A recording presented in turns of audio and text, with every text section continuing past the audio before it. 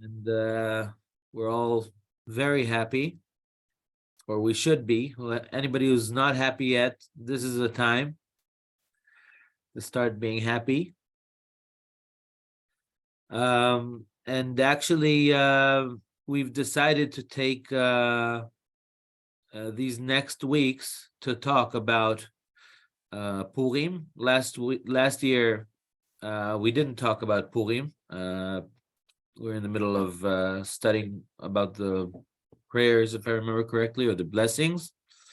So since we need to know everything about Purim and on the month of Adar, and this is the right time to do it, then we'll dedicate the next 3 meetings to the months of Adar, and then we will start a new subject.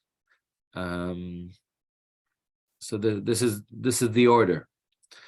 And as every Sunday, we are welcoming anybody who feels comfortable to open their cameras, so there will be some feeling of mutual learning.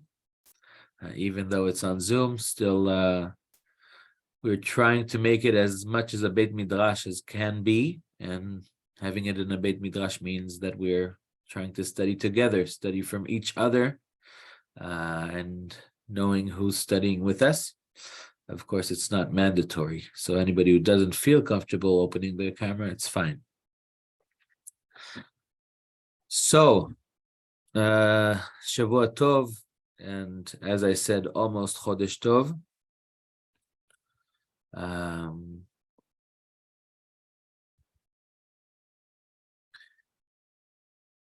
This week we will learn about the month of Adar, and then in the 2 next weeks we will learn about Purim and about the laws of Purim, and we will take the time also to think and to talk about the meaning behind it. It won't be purely halacha. And let's start, just dive into it immediately. So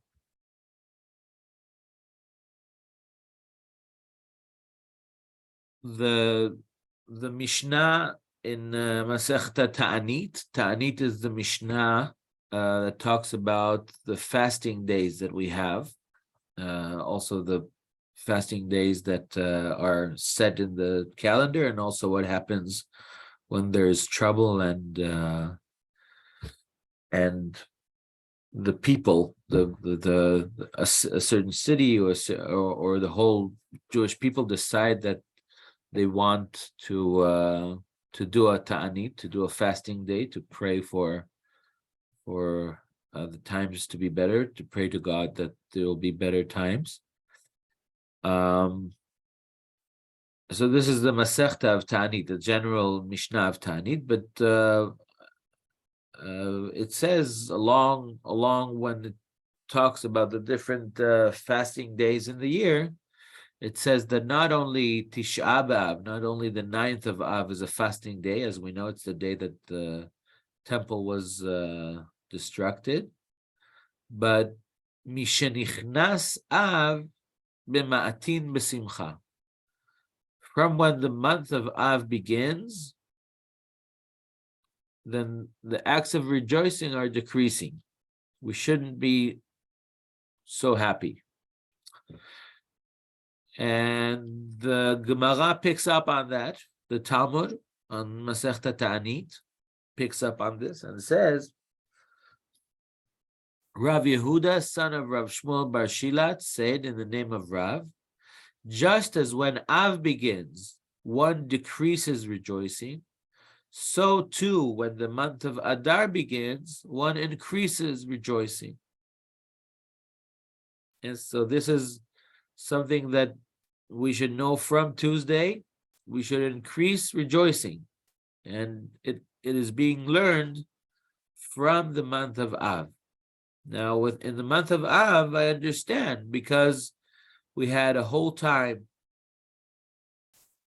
of trouble, we know that the troubles began also in the first temple and also in the second temple. The troubles began from the 17th of Tammuz, a little less than a month before, and it started even before. But the actual troubles when the Romans broke in was a little less than a month before. And the 9th of Av, the temple was burnt. So we can understand that once the month of Av starts, we are in mourning, we are in pain, we are in sadness. But what is the relationship? What is the why should it be the same with the month of Adar? Why, if we have Purim in the middle of the month of Adar, it's so clear to Rav Yehuda, son of Rav Shmuel Bar Shilat, that we should be happy from the beginning of the month. How do you understand that?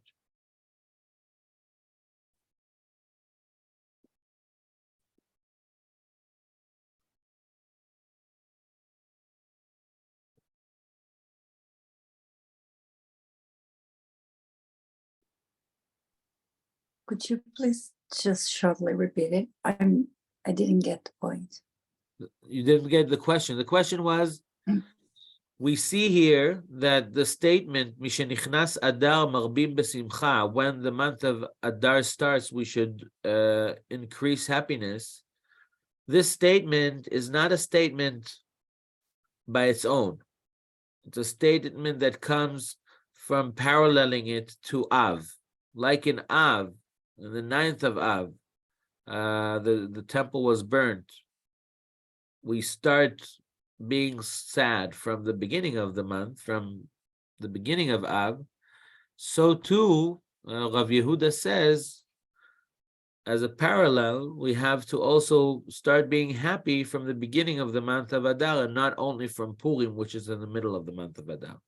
And I'm asking, what is the sense here? What is the logic here behind this parallel? I can understand why in the month of Av, we're getting closer to the destruction of the temple. We get more and more sad. In Purim, it was a certain time of happiness on the middle of the month. Why is it connected? The fact that there's a beginning of a month here of Rosh Chodesh Adar, all of a sudden we'll be happy because of Purim that will come only in the middle. How do you understand that?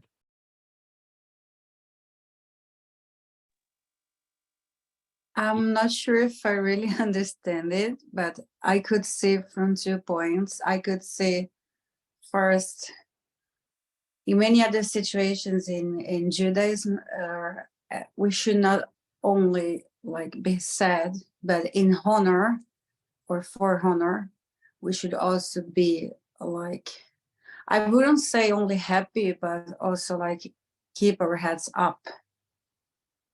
That's one of the reasons I say. And the other reason I think, I'm not sure, it's also because the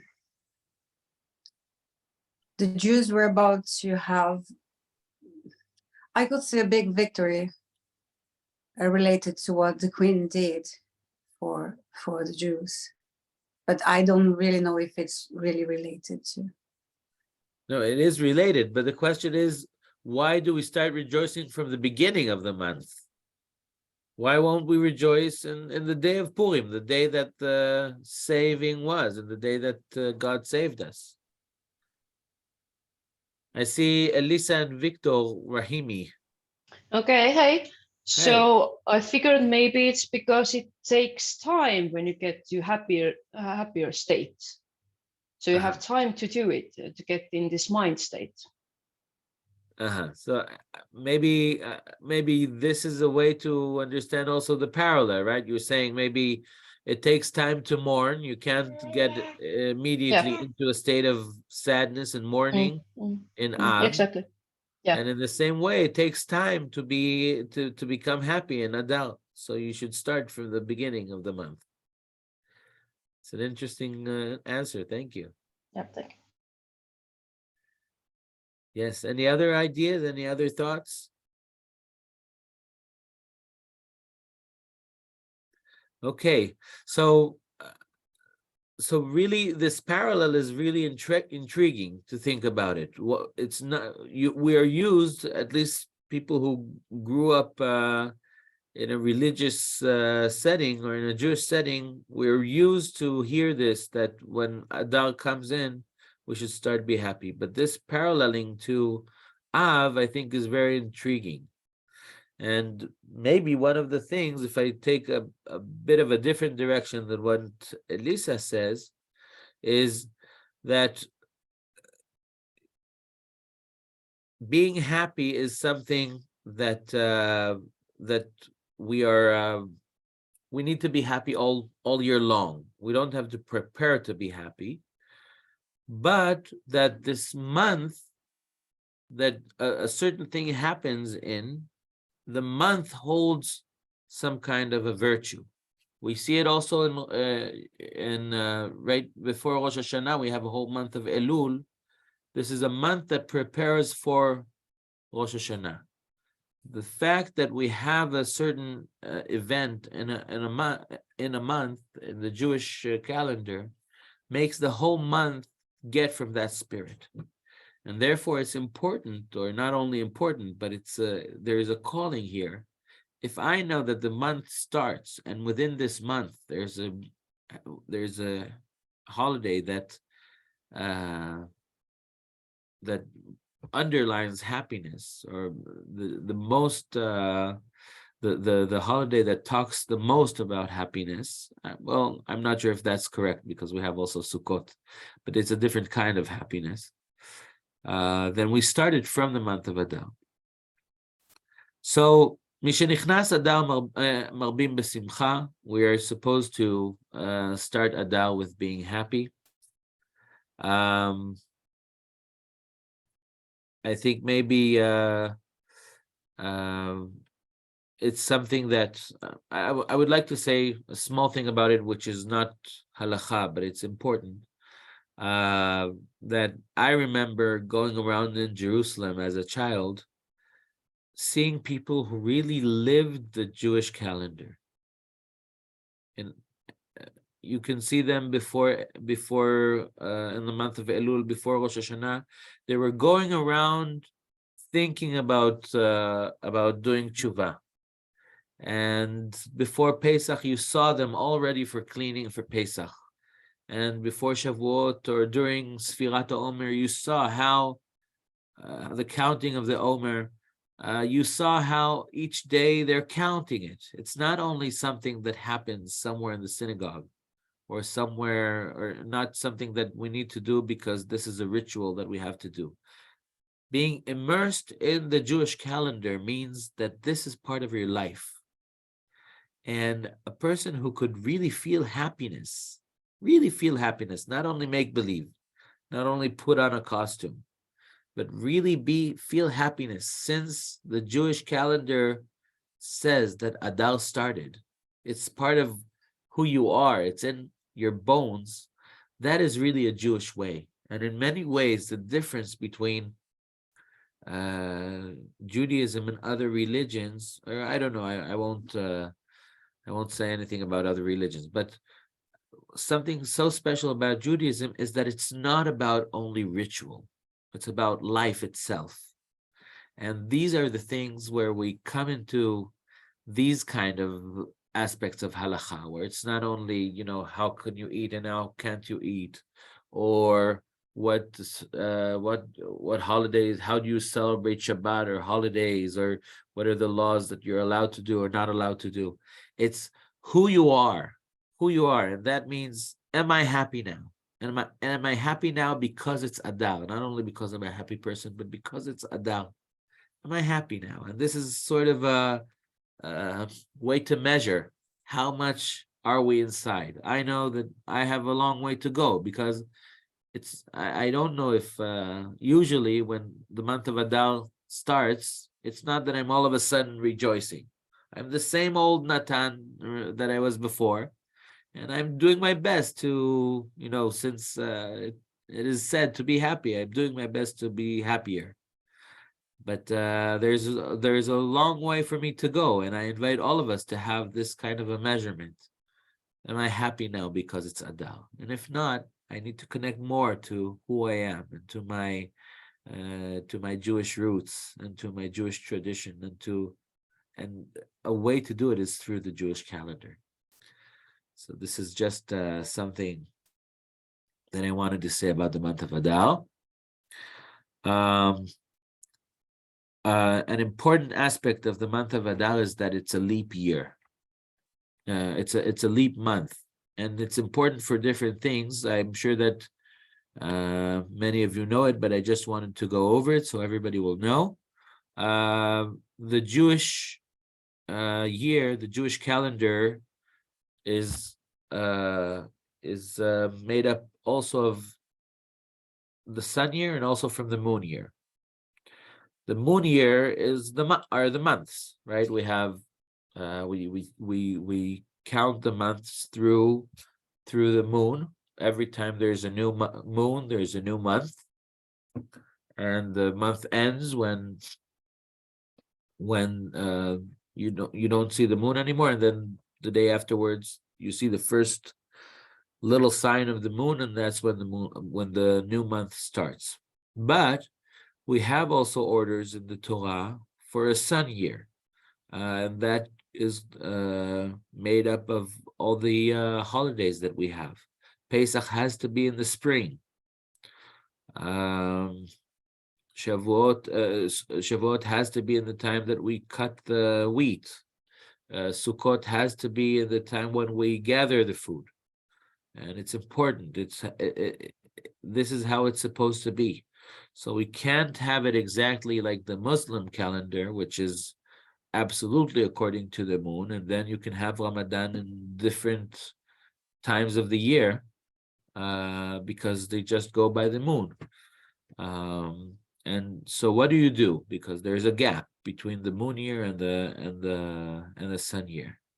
And the answer is that once every few years you have a leap year. You add another month to the year. And so from time to time we have 1 month of Adar, and from time to time we have 2 months of Adar. And it's important to know it. Why the month of Adar and not any other month? So this is also, we will get back to it at the end of the shiur today. Nisan, the month of Nisan, the month of Pesach, is considered, according to the Torah, the first month. The new year, according to the Torah, is not Rosh Hashanah. It's the first day of Nisan, of the month of Nisan, which comes right after Adar. And since Adar is the last month, sometimes you make it a leap month. Sometimes you do 2 Adars. So in our calendar, when Rosh Hashanah is taken over and it is the new year, the Jewish New Year, and we won't get into why that has happened. It's an interesting subject, but we won't get to it now. But once Rosh Hashanah is considered the Jewish New Year, it seems to us pretty strange to have a leap month in the middle of the year. But we should just remember that according to the Torah, Adar is the last month of the year. And there are a few aspects to it which we will touch upon today in the shiur. One of them is that the last month is fit to have a leap year. You see in the end of the month, are you getting too off in terms of the sun year? And if we are, then we'll have a leap month and we will get Pesach to spring if we see that Pesach is going to happen too early, and it'll touch upon still when it's winter. And I'm talking about Israel time, not Scandinavian time, when Pesach is still, I think, winter, right? The fact that it's a leap year is connected to there are different questions that come up regarding Adar being a leap month. The most famous is about Purim. When you have two Adars, you should remember that Purim is on the second Adar. When the 14th of the first Adar comes, we're not celebrating Purim. We're waiting another month until the second month of Adar. And most of the obligations that we have about Purim are relevant only on the second month of Adar, not on the first month of Adar. Other applications of this question could be regarding what happens if a person was born on the second month of Adar. I have a son who was born on the second month of Adar. Or actually that's less problematic. He has a birthday every year, also when it's 1 month. But what happens if a person was born on the first month of Adar and in his bar mitzvah year, he has 2 months? When does he celebrate? On the first month or on the second month? So those are questions that you should bring to your rabbi, and make sure that things are not getting confused because you find all of a sudden 2 months of Adar. So this is about Adar being a leap year, a leap month. Okay, the two other subjects that we will talk about today are the 7th of Adar, and then we will get into the 4 Parshiot, which the first of we just read this Shabbat. That's what we will do today. But before all of that, I wanted to add in here a mitzvah that is very, very important, but is a little bit not talked about so much because it's not seen so much as the mitzvah in the formal sense. And this is the mitzvah of being happy. And since we're getting into the month of Adar and we should be happy, I thought it will be important and appropriate to talk about that. But Monica and Keto, you wanted to say something? No, we just found it out by ourselves, so it's okay. Okay, that's the best way. So, if we believe it or not, there's a mitzvah to be happy. It's one of the mitzvot. We should, we're obligated to be happy. And happiness is a feeling. Happiness is not an action. And many times it's not simple, this kind of mitzvah. We have, okay, I won't tell the story, but this mitzvah is, as I said, for some people it's very simple and very clear. They're happy people by nature, so they could be happy naturally. For some people, I think I'm among them, we're not joyous by nature. I'm happy sometimes, but I'm not happy by nature.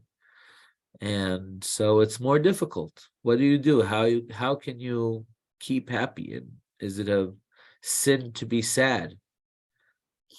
So I thought it would be nice to touch upon it. We won't get into it in depth.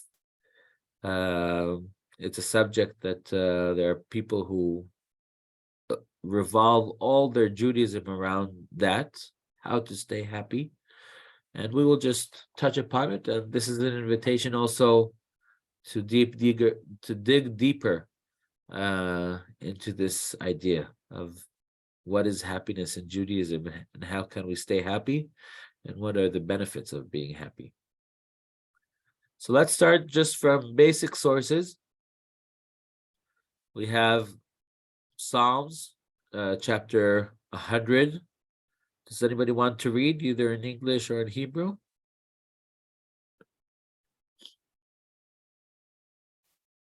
So I will read. מזמור לתודה, הריעו להשם כל הארץ. הריעו לאדוני כל הארץ. עבדו את אדוני בשמחה, בואו לפניו ברננה. דעו כי אדוני הוא אלוהים, הוא עשנו ולא אנחנו, עמו וצאן מרעיתו. בואו שעריו בתודה, חצרותיו בתהילה, הודו לו, ברכו שמו, כי טוב אדוני לעולם חסדו, ועד דור ודור אמונתו. A psalm for praise. Raise a shout for the Lord, all the earth. Worship the Lord in gladness. Come into his presence with shouts of joy. Acknowledge that the Lord is God. He made us and we are his people, the flock he tends. Enter his gates with praise, his courts with acclamation. Praise him. Bless his name, for the Lord is good. His steadfast love is eternal. His faithfulness is for all generations. So, what is happiness here?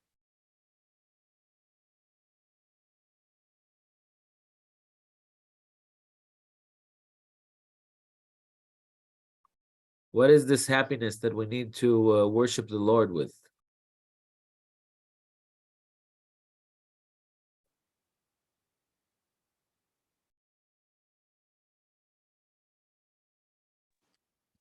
I think we should be happy just because, you know, we are Jewish, and that for me is the essence of this psalm.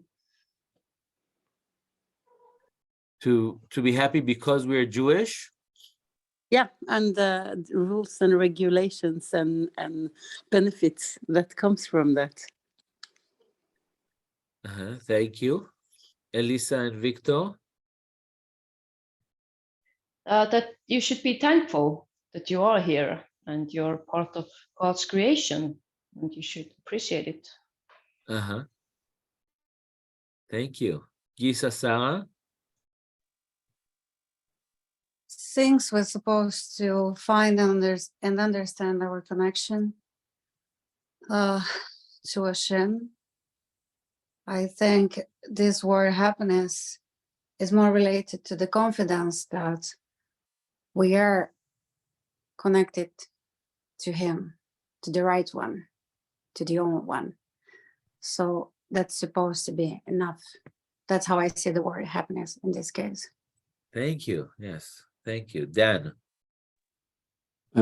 We should be happy because we are part of the Echad family after the conversion.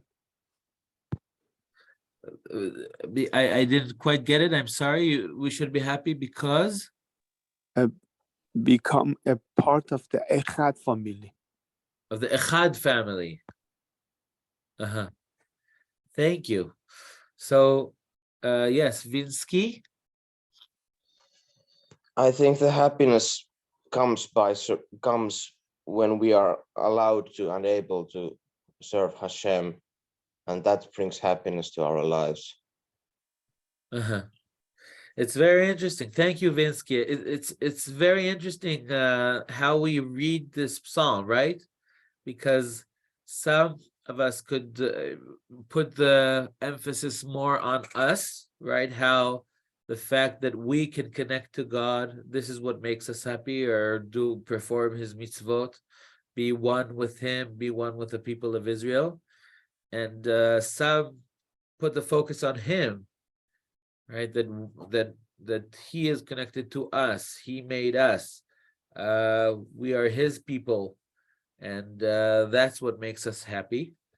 But it's very clear in this psalm and in many other sources in the Torah that when this kind of happiness is a happiness that comes from the connection to God, and it could be a result of dependency, it could be a result of confidence, it could be a result of acknowledging that he is the one who created us, happiness in God and happiness in the worship of God.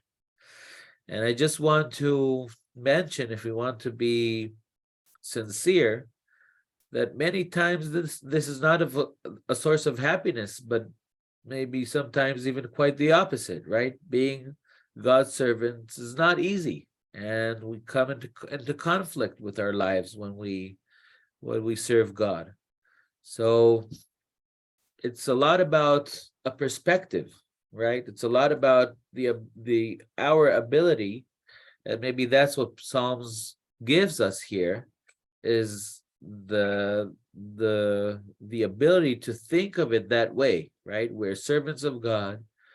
He made us. That could feel a lot like a burden also, but he expresses happiness in it. And I think that it was very true. Different people here who talked about dependency and about trust, in that sense that when we accept fully the reality that God is the only one, and He's who made us, and He is who cares about us, then serving Him will make us very happy. But I'm just underlining that it's not always the case. Dan, you wanted to say another thing? No, sorry, I just want to. No problem. Okay, so that is happiness regarding worshiping God, and that's actually the happiness that we will speak about most. But I just wanted to raise another kind of happiness, which is even more general. And this is a story from the Talmud of Tanit. Yes, Gisa Sarah? Please go ahead, and then I can. I don't want to interrupt you. I can tell you later. So this is a story from Masechta Ta'anit. It's the middle of the story. So the story started a little before. And it's a story about a rabbi, a Tana, in the land of Israel called Rabbi Beroka, who meets Eliyahu Hanavi in the market, of all places. And they have a few discussions. They talk about different things, and then this story comes in. Anybody who wants to read the story?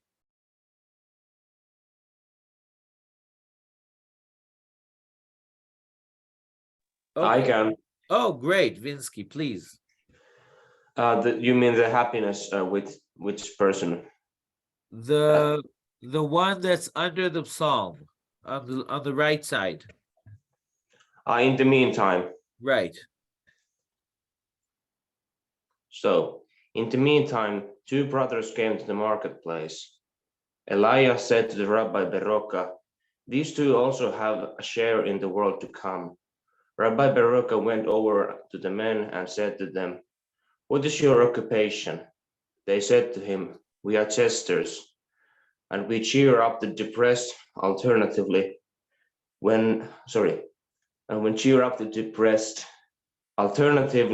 when we see two people who have a quarrel between them, we strive to make peace." Thank you very much, Vinsky. So this is happiness that is not connected at all to serving God. Not at all, right? But still, those jesters, think about the jesters that you see in the street. Someone who does juggling in the middle of the street, or someone who dresses like a clown and hops around. This person, in the eyes of Elijah, has or not in the eyes of Elijah, in the eyes of God. Elijah the prophet tells us the secret that those people have a straight way to heaven. They have a share of the world to come just because they're jesters. And how do you understand this? It doesn't say that they are righteous men. It doesn't say that their happiness is connected to God. They're not teaching Torah. They're not saying jokes about, they're not bringing jokes from the Talmud, right? They're just making people happy in the marketplace. Why do they deserve a share in the world to come just because of that? How do you understand that? Yes, Elisa and Victor. Because it's a mitzvah to bring joy and happiness to other people. Uh-huh. Well, there are many mitzvot, right? But it's not that immediately everyone who does, well, I'm sure that everyone who does a mitzvah, it's very precious, but it's a specific standard to say this person has a share in the world to come, right? It's not just like saying, this person keeps Shabbat, so he has a share of the world to come. There are many mitzvot that you should do, and still you don't get to that kind of status. Like, what makes this occupation worthy of having a share in the world to come? Because maybe when you bring happiness, you will create shalom, and that's a good thing. Absolutely. And you're saying it's such a good thing that you have a share in the world to come by doing it. Yeah.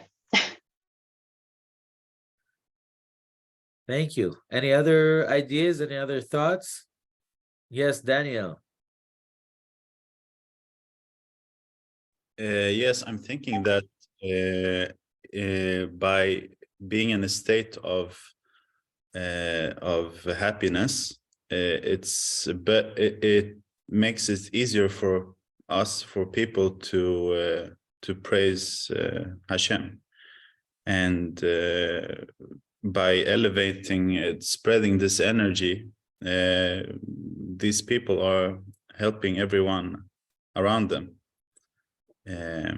So maybe that's why it's such a precious act that they're doing. That's a very religious answer, Daniel. So there's no merit in just making someone happy. Like, you have to make him happy so he can worship God better. I'm thinking it makes it easier to So that's what brings them to the world to come. If they would just make people, if it was different thing that doesn't help people worship God, it's not that much worthy. Something like that. I wouldn't say it wouldn't make them worthy, but I think it's so precious to to achieve such a state that spreading it is admirable. Yes. Okay. Thank you. So yeah, I think I think that I connected to, I don't remember who said it, but I think that the two sides of this of the answer that the gestures give Rabbi Beroka can hint about what's the merit here. And I'm not sure that the only merit is that they're making peace, but that, making people happy is also, in a sense, making people make peace, making peace in the world. When people are happier, then there's peace in the world. When people are happier, there's calmness in the world. Good things happen when somebody is happy. So I think that actually I would like not to connect it to God worshiping, but to just say that there are a few kinds of happiness, and most of them are good. There is, of course, this kind of happiness that leads us to bad things, which is bad. But happiness, a person who dedicates his life to making people happy, even though it's not part of God worship, at least in his eyes, it has the merit of bringing peace to the world. And we see that in the jester's case, they see it connected. What is my occupation? I'm a jester and a peacemaker. It works together. It's the same line of work. Even though there could be someone that they make him happy, but without making peace, he doesn't need anybody to help him make peace. He's at peace with everybody. But if he's not happy, he's not at peace with himself. And so this is the same line of work. I brought here a few other sources about happiness, but we should move on because time is running short. I brought the Rambam. If you want to get these sources, I would be very happy to send you these sources. And of course, please try and look up sources about happiness when we're getting closer to the month of Adar. There are many sources about it, and if you're connected to Hasidism, then there's even more in Rabbi Nachman of Breslov and Chabad Chabad Torah. So please look it up. It's important to know about this. But we will move on. So we're happy now. Okay, so now we're entering the month of Adar, and we're getting to the 7th of Adar. This is a small fraction, just a small thing that I wanted to share with you. The 7th of Adar is, according to tradition, the day that Moshe, our big prophet, Moshe was born and Moshe died on the same day, the 7th of Adar. And the sages say about that in the Talmud that God, this is a sign that someone is a tzaddik if he is born and passing away on the same day. The 7th of Adar is considered the Chevra Kadisha day. Chevra Kadisha, the people who are doing the holy work of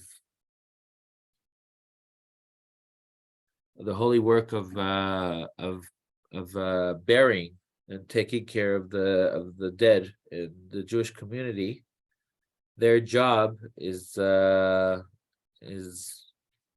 holy, and it's not easy at all.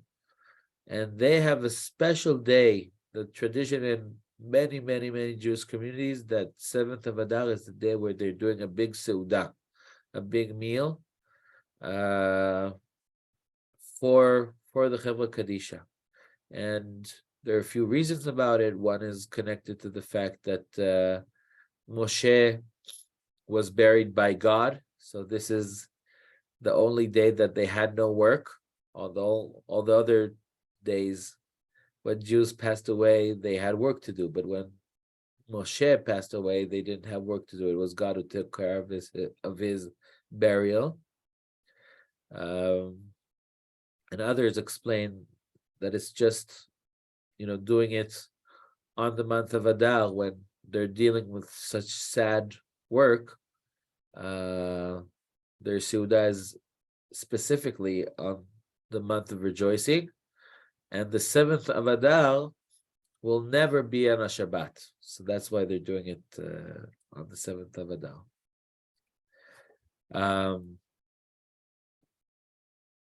But now we will get to the most important part of our shiur, which is the 4 Parashot, the 4 Parshiot. And here we're getting into a little more of halakha, so let's shift to the mindset of halakha. And we read Parashat Shkalim this Shabbat, so I'm sure everybody knows what it's about, but I'll just repeat it and then move on to the other Parshiot. So we have 4 Parshiot that we read that are not according to the usual order of the Parsha reading that we read every Shabbat. In other words, we are reading every Shabbat, as you know, apart from the Torah, every Shabbat the next part. And so we're finishing the whole cycle of the whole Torah every year on Simchat Torah, in the end of Sukkot. And every week we're reading a part of it, a parasha, a part of the Torah. On these 4 Parshiot, it is special that we are, after we're finishing the regular parasha, the regular part of this week from the Torah, for the maftir, for the 8th aliyah, we're not reading from the parasha, but we're reading a special parasha, a special part of the Torah that is connected to the time that we are in, and not the order that we're going throughout the year. So when before we start the Torah reading, when we take out the book from the ark on Shabbat morning, we will take two books and not one. We'll take two books. One is for reading the parasha, and the second will be for reading the special parasha. We have 4 Parshiot. Shkalim we read last Shabbat. Now next Shabbat there will be an empty Shabbat. We will read only the usual parasha, the parasha before Purim. Beside the reading of the regular parasha, we will read also Parashat Zachor. The Shabbat afterwards, Parashat Para, and the Shabbat when the month of Nisan starts, we will read Parashat HaChodesh. And now we will go through all those parashot. We will explain the rationale behind it. But I've brought here the first page here. We see the source from the Mishnah and Megillah. On 4 Shabbatot during and surrounding the month of Adar, a Torah portion of seasonal significance is read. When the new moon of Adar occurs on Shabbat, the congregation reads the portion of Shkalim on that Shabbat. If the new moon occurs during the middle of the week, they advance the reading of that portion to the previous Shabbat, and in such a case, they interpret the reading of the 4 portions on the following Shabbat, which would be the first Shabbat of the month of Adar, and no additional portion is read on it. On the second Shabbat, the Shabbat prior to Purim, they read the portion, remember Zachor, remember what Amalek did. We will speak about it soon, which details the mitzvah to remember and destroy the nation of Amalek. On the third Shabbat, they read the portion of the red heifer, Para, which details the purification process of one who became ritually impure through contact on a corpse. On the fourth Shabbat, they read the portion, this month, HaChodesh shall be for you, which describes the offering of the Paschal lamb. On the fifth Shabbat, they resume the regular weekly order of reading, and no special portion is read. Yes, so we have 4 parashot. As I said, there's here a discussion what happens if Rosh Chodesh is on Shabbat. Then we need to bring out 3 Sifrei Torah, or if it's during the week. That's an inner halachic discussion. But the general idea here is that we have 4 parashot, special parashot that we're reading.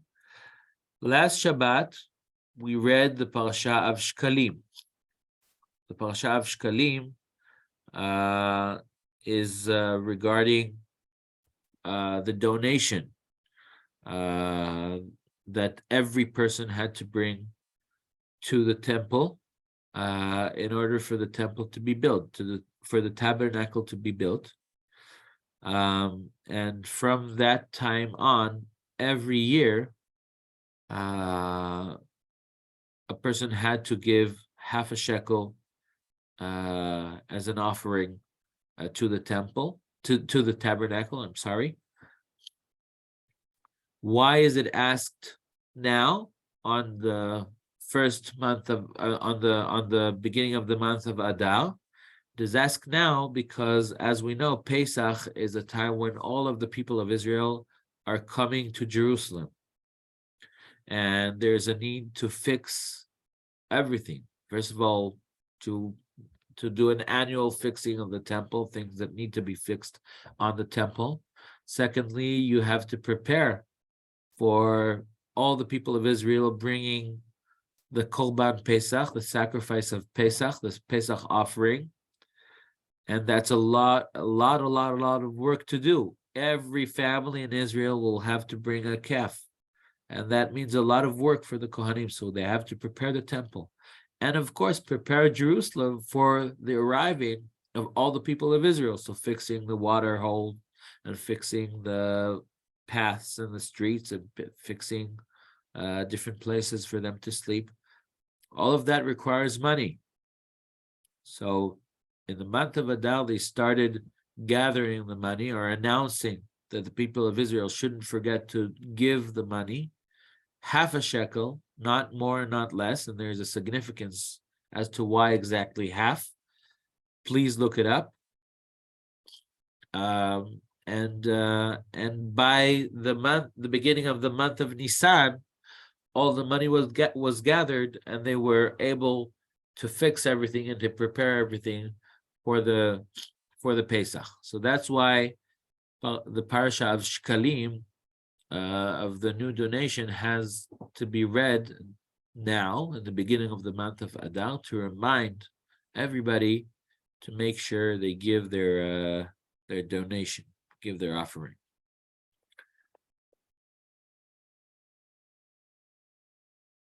The parasha before the Shabbat before Purim is a very important Shabbat, because we are reading the parasha of Zachor. Remember what Amalek did to you on your journey after you left Egypt. Why are we reading about Amalek on the Shabbat of before Purim? As we know, Haman was from the seed of Amalek. He was an Amalekite. And we know that the Amalekites were trouble to Israel long before Haman came over.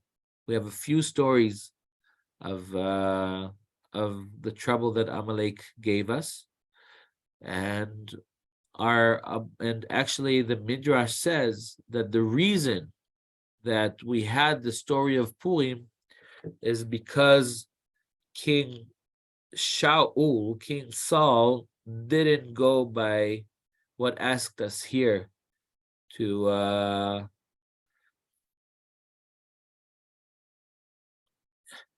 blot out the memory of Amalek. He saved Agag, the king of Amalek, when there was a war between Amalek and the people of Israel in time of King Shaul HaMelech. And because he spared Agag had children, and they had children, and eventually came out Haman was called in the Megillah Haman HaAgagi, Haman that came from Agag, the Amalekite king. So that's why the Shabbat before Purim is the Shabbat that we talk about remembering what Amalek did to you. And actually, this is a serious matter because it's a mitzvah from the Torah to remember what Amalek did to you and to blot out the memory of Amalek. And there's also here a contradiction. Should you remember or should you blot out the memory? How can you remember to blot out the memory? Think about it. And there are a lot of ideas about that, very spiritual ideas that are important. And I think in our age, hearing such a mitzvah, such an order, is hard to our ears. It sounds racial, and it sounds cruel, and it's something to think about. What exactly is the mitzvah? How do we do it? Can we perform it? How can we perform it? And what is the essence of doing it? What does it mean? How do I do it? How can I feel comfortable with this mitzvah? But halachically, that's very important. This is the time that we perform the mitzvah. Performing the mitzvah of remembering Amalek is on Shabbat Zachor. And that's why it's extremely important to come to the synagogue and hear the parasha of Zachor. And also women and children who usually don't come to the synagogue, come to the synagogue on Shabbat Zachor. It's important. In many communities, they're doing another reading of the parasha of Zachor after the ending of the prayer. So if one of the parents had to stay with the kids outside so they won't disturb then they could hear it again after the prayer. And you will notice that in all communities, they're reading it very, very carefully, because this is the way to perform the mitzvah. And they will read it pronouncing all the letters. In many communities, even Ashkenazi communities who don't really pronounce every letter like Sephardi communities, which pronounce Ain and Het and Aleph, the letters while reading the Torah. On this Shabbat, also Ashkenazi communities will read directly, pronouncing every letter and letter, because this is the only time of the year when you can perform this mitzvah that is a explicit mitzvah from the Torah. So anybody here should make a huge effort to come to the synagogue on Shabbat Zachor, the Shabbat before Purim. And of course, there's also a spiritual connection to it. Have the kavanah, have the thought of performing this mitzvah, of blotting out the memory of Amalek. And we should learn before how to do it. What is it made up of? After Purim, there's we will read on Shabbat, aside from the usual parasha, also the parasha of Para, which talks about purification. How do you pure yourself if you touched a corpse or something that is unholy? And there's a whole way to do it with a red heifer. It's a very, very strange mitzvah, and our sages already said that this is a mitzvah that has no reason. It has no way to understand it. And this was given to us as a way to, even though we're Jewish and we like to ask why on everything, and any question is relevant, every question is fine, there is one aspect where we should just do something just because God asked us to do. There is no reason to it. This is a chok, a law with no reason. Why do we read this at that time? Because it takes time to get purified. Also, after you put on yourself the ashes of the red heifer, still it takes some time to be pure. And we want all the people who are not pure to remind themselves that this is the time to become pure if they want to participate in the offering of Pesach, since someone who's not pure can't participate in Pesach, can't participate in the offering and the eating and the meal and the Seder of Pesach. So before when on the right time, everybody should remember that. There are opinions that this is also a mitzvah from the Torah to hear. So there will be many people who make the same effort as on Shabbat Zachor to come also to Shabbat Para. There are other opinions who think that it's not as strictly important. Of course, I just want to mention that it's important to come every Shabbat to hear every parasha. But there will be some who see the parasha as equally important as Zachor, and others that will see it as important but not equally important if it's impossible for you to come. But you should know that among the 4 parashot, Zachor and Para are considered more important to come and to hear. And the last parasha is Parashat HaChodesh. Parashat HaChodesh is actually the place in the Torah, we just read it a few weeks ago, of how God describes the mitzvah of Pesach. We are reading it on the week where the month of Nisan starts. And it also talks about Pesach, which is a good time to prepare. It also talks about taking the calf, taking the lamb, to preparing the offering for Pesach, and that's something that should be remembered, especially when once Pesach is approaching, it'll be harder and harder to find lambs for offerings because all the people of Israel need it. So this is the time to get a lamb and to prepare it for the offering on Pesach. And also, it's the new year. As we said in the beginning of the class, it's the new year for the Torah, and it's the first month, and it's New Year's. And this is also something that we want to mention and to remind the people of Israel. And that's why we are reading Parashat HaChodesh, as I said, aside from the regular Torah reading of every week, we're reading also Parashat HaChodesh, and we're talking about the new month, the month of Nisan, the new year, and the preparing for Pesach. So these are the 4 parashot that we are reading aside from the regular parashot on the month of Adar. And that's how we conclude this week's shiur. Thank you for coming. If there are any questions, now is the time. Next week, we will learn specifically about Purim. So have a Chodesh Tov, a happy Chodesh. Find any way you can rejoice, and I invite you warmly to look up sources about what we spoke, both halachic sources and spiritual sources, and make this the work of the month to understand how happiness is part of our God worship in Judaism.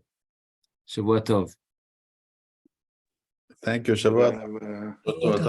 Thank you. Shavua Tov. קודש טוב. להתראות.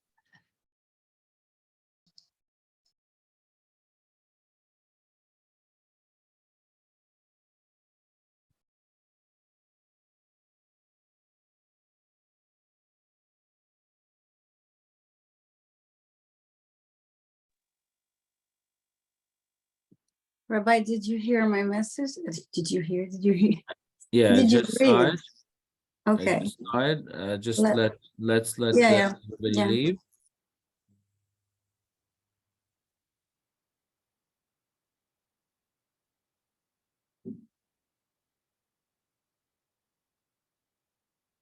Balba, Shavua Tov.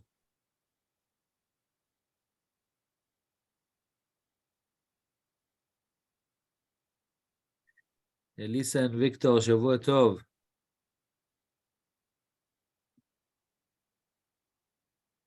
Elisa, ootko siellä Yeah, vielä?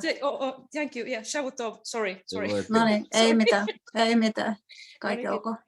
Ei mitään. And Okay.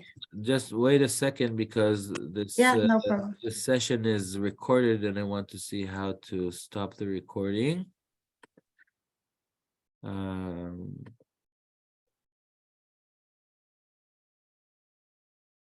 Stop recording.